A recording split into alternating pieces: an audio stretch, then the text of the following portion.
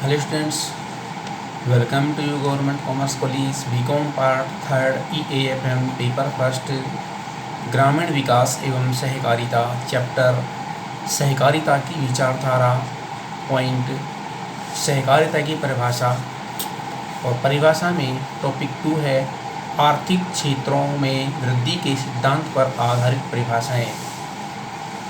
इसका तात्पर्य है कि सहकारिता की परिभाषा बदलते हुए समय एवं प्रारूप के आधार पर अलग अलग क्षेत्रों के आधार पर अलग अलग परिभाषाएं अपने आप होती चली गई हैं। जैसे जैसे समय बदलता गया वैसे वैसे विद्वानों ने अपने स्तर पर अपनी अपनी परिभाषाएं अलग दी। तो इससे पहले टॉपिक में आपको बताया था सहकारिता की परिभाषाएं, और उसमें था पारंपरिक सहायता द्वारा आत्म सहायता के सिद्धांत पर आधारित परिभाषाएं। अब आता है हमारे पास में दूसरा है आर्थिक हितों में वृद्धि के सिद्धांत पर आधारित परिभाषाएं, जिसका तात्पर्य ये है कि अर्थशास्त्र में जो अर्थशास्त्र को आधार मानते हुए उसके सिद्धांतों के आधार पर कौन सी परिभाषाएं हैं जिसका अध्ययन हमें इस प्रकार करना है। इस वर्ग के विद्वानों ने सहकारिता का मुख्य उद्देश्य आर्थिक हितों में वृद्धि करना स्वीकार किया है।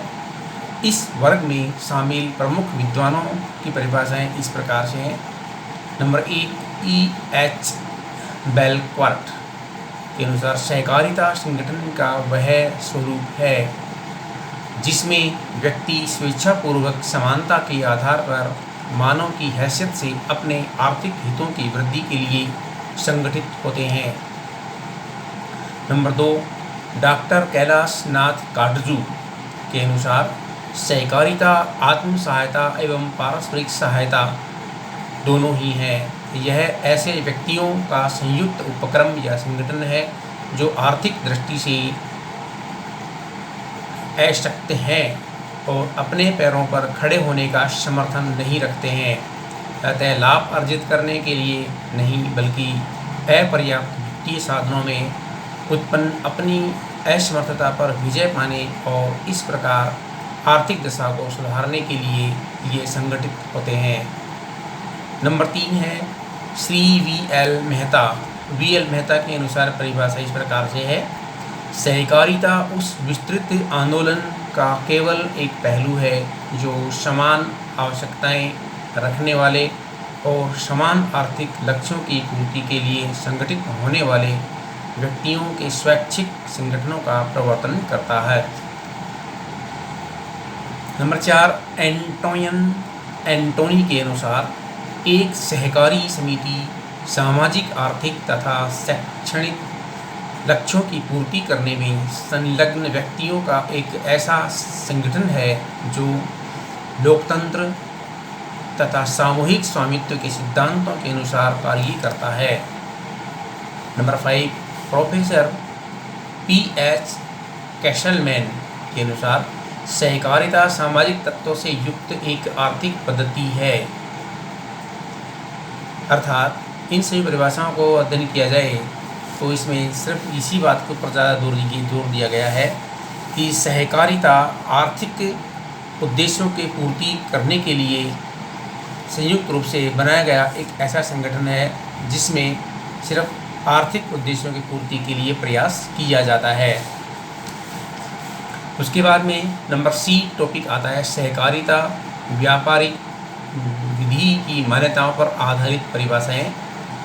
और इस वर्ग में शामिल विद्वानों ने सहकारिता को एक ऐसी व्यापारिक विधि माना है जो पूंजीवाद के चंगुल से मुक्त है तथा जिसमें साम्यवाद की अति का समावेश भी नहीं है। इसमें सहकारिता को एक ऐसी व्यवस्था के रूप में स्वीकार किया गया है जो व्यवसाय के सामाजिक उत्तरदायित्वों को मान्यता देकर संचालित होती है। इसकी प्रमुख परिभाषाएं इस प्रकार से है। श्री C.R. हे के अनुसार यह सहकारिता संयुक्त रूप से व्यापार करने के उद्देश्य से निर्बल मनुष्यों द्वारा निर्मित एक संघ है और इसका संचालन निस्वार्थ भाव से इन शर्तों के आधार पर होता है कि वे सभी लोग जो इस सदस्यता संबंधी कर्तव्यों को ग्रहण करने के लिए तैयार हैं, उसी अनुपात में जिसमें कि वे इस संघ का प्रयोग करेंगे, संघ के लाभों में हिस्सा लेंगे। नंबर 2, पॉल लैम्बर्ट के अनुसार सहकारी समिति एक ऐसी संस्था है जो कि उपभोक्ताओं द्वारा बनाई व संचालित की जाती है, जिसमें जनतंत्र के नियमों का पालन किया जाता है और जिसका प्रत्यक्ष उद्देश्य अपने सदस्यों के साथ साथ संपूर्ण समुदाय की सेवा करना है। Professor P.H. कैसलमैन के अनुसार सहकारिता सामाजिक तत्वों से ही मुक्त एक आर्थिक पद्धति है, अतः मानव कल्याण के लिए आर्थिक एवं सामाजिक मूल्यों का प्रभावपूर्ण समन्वय इस व्यवस्था को अपनी विशेषता है। इसका आधार व्यवसाय एवं नैतिकता का गठबंधन है, जो व्यापार के सामाजिक उत्तरदायित्व को वास्तविकता का जामा पहनाता है। प्रजातांत्रिक राष्ट्र व्यवसाय से जिस नैतिकता की अपेक्षा करते हैं, सहकार उसका पुजारी एवं भक्त होता है। नंबर 4, सेलिगमैन के अनुसार तकनीकी अर्थ में सहकारिता उत्पादन और वितरण की क्रियाओं में प्रतिस्पर्धा को त्याग कर सभी प्रकार के मध्यस्थों को हटा देता है। नंबर 5, रोलैंड के अनुसार सहकारिता एक दोहरा हथियार है जो एक ही बार में एक और समाजवादी राज्य की मृत अमूर्तताओं और दूसरी ओर व्यक्तिवाद की निष्फलता पर चोट करता है। उसके बाद नंबर D टॉपिक आता है, जिसमें वैधानिक परिभाषाएं आती हैं हमारे पास में। तो वैधानिक परिभाषाओं में सबसे पहले है स्विट्जरलैंड के विधान के अनुसार सहकारी समिति अनिश्चित संख्या के सदस्यों का एक ऐसा संगठन है जिसका उद्देश्य सदस्यों का सामूहिक प्रबल द्वारा आर्थिक विकास है। जिसका तात्पर्य है कि सहकारी समिति एक ऐसी समिति होती है जिसमें असंख्य रूप से, जिसको कोई सीमा नहीं होती है, सदस्य एकत्रित होकर अपना संगठन बनाते हैं और उसमें प्रत्येक सदस्य को ध्यान में रखते हुए उसके आर्थिक हितों का विकास किया जाता है, आर्थिक हितों का ध्यान रखा जाता है और आगे के प्रोग्राम आयोजित किए जाते हैं।